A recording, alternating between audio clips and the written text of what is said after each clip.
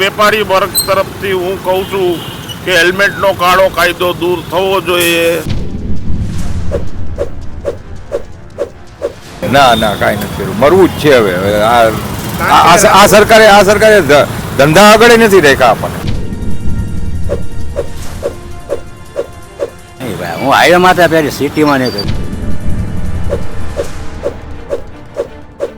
શું તમે હેલ્મેટ પહેરશો કે શું? ના તો પોલીસ વાળા રોકશે તો શું કહેશો? તો દંડ ભરી દેજો ભાઈ. હેલ્મેટનો કાયદો જરૂરી છે, પણ સિટીમાં જરૂરી મને નથી લાગતો. કારણ કે સિટીમાં રોડ રસ્તા આપણા એવા ખરાબ છે કે આપણી ગાડી 40ની માથે અથવા 30ની માથે જઈ જ નથી શકતી. આ કાયદો બહાર સિટીની બહાર હાઈવે ઉપર બરોબર છે, હાઈવે ઉપર હેલ્મેટ જરૂરી છે. બાકી સિટીમાં મને નથી લાગતું કે કાયદો જોઈએ આપણે હેલ્મેટ. ના, હવે આ તો સરકારનો નિયમ છે તો ફરજિયાત છે, પહેરવો જ પડશે કાલથી, નો ડાઉટ. પણ મને લાગતું નથી કે સિટીમાં જરૂરી એટલો બધો છે. વેપારી વર્ગ તરફથી હું કહું છું કે હેલ્મેટનો કાળો કાયદો દૂર થવો જોઈએ. આજથી 3 દિવસ પહેલા જેતપુર ગોંડલ હાઈવે ઉપર હેલ્મેટ પહેરેલ વ્યક્તિનું અકસ્માત થયેલ. હેલ્મેટ પહેરેલ હતું તોય અકસ્માત થયેલ. તો હવે હેલ્મેટ સિટી માટે તો શાહપ્રૂફ જ છે. કારણ કે હેલ્મેટ કોકને મુંજારો થતો હોય, કોકને બીપી વધતું હોય, કોકને ડાયાબિટીસ થતું હોય, તો કોણ આના માટે જવાબદાર છે? કોઈને મૂંઝવણ થતી હોય, કોઈને માનસિક ટેન્શન થતું હોય, તો આ હેલ્મેટ માટે આવો કાળો કાયદો લાવી. હાઈવે ઉપર હેલ્મેટ બરોબર છે, પણ સિટી માટે આ યોગ્ય નથી. રાજકોટ સિટીમાં રોડ રસ્તા એટલા બધા સરસ છે અને વિકાસ એટલો બધો થયો છે કે હેલ્મેટ એના માટે ઉપયોગી નથી. એટલે અપીલ છે કે કાયદાકીય રીતે હેલ્મેટ સિટીમાંથી દૂર કરે. એ તો હવે પબ્લિક બધું સમજે છે ને પબ્લિક બધું જાણે છે, સૌ જાણે છે કે આજથી 4 દિવસ પહેલા ગોંડલ જેતપુર હાઈવે ઉપર યુવાન છોકરાનો હેલ્મેટ પહેરેલ હતું તોય ટ્રક ચડીને અકસ્માત થયો.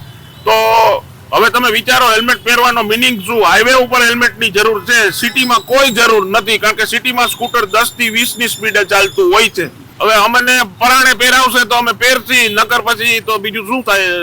વિરોધ તો છે જ. ફરજિયાત થાય છે, સરકાર કરે છે, પણ રોડ રસ્તા ખરાબ છે, ટ્રાફિક છે, એમાં હેલ્મેટ ગમે નહીં કોઈને.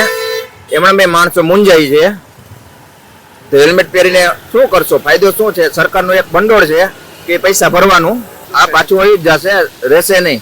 હેલ્મેટ ફરજિયાત છે, બહુ લાંબો સમય ચાલશે નહીં. શું તમે હેલ્મેટ પહેરશો કે શું? ના, તમે નહીં પહેરો? અમે નહીં પહેરી શકીએ. તો પોલીસ વાળા રોકશે તો શું કહેશો? તો દંડ ભરી દેજો ભાઈ, બીજું શું કરશું અમે? પબ્લિકને તો લૂંટવાના જ છે. ફરજિયાત તો ઠીક, પેલા રસ્તાનું થાય તો થાય ને. કેમ કે રસ્તા જેવા આવ્યા, રસ્તામાં આવી રીતના કેવી રીતના ખાડાવાળા ખાડા આવ્યા, બરોબર? એમાં હેલ્મેટ કેવી રીતના પહેર્યા? ના ના, એ બરોબર નથી. પેલા રસ્તાનું કરો પછી બધું થાય હરખું. એ પછી હેલ્મેટ ને રાખે ને તો વાત અલગ છે. પછી આમાં ત્યાં અડી જાય ગાડી, નક્કી ના કરે. હેલ્મેટમાં જો કે આમ ખાડા જોવે. નહીં ભાઈ, હું હાઈવે માથે પહેરી સિટીમાં નહીં પહેરું. હાઈવે માથે મારે અપડાઉન છે, એટલે હાઈવે માથે પહેરીશ. કાંઈ હવે જીવન આ ધંધા જેવા થઈ ગયા છે કે કાંઈ જીવા જેવું નથી રહેતું. ભલે ને પડી જાય મરી જાય, બીજું થવાનું. ના ના કાંઈ નથી કર્યું, મરવું જ છે હવે. આ સરકારે ધંધા આગળ નથી રાખ્યા આપણને. ખાડા એટલા છે. અને બીજું પ્રશ્ન, હવે ધંધા જ નથી રહેવા દીધા. હવે મારા જીવું કેમ? એના કરતા ક્યાંક પડી મરી જાય તો સારું.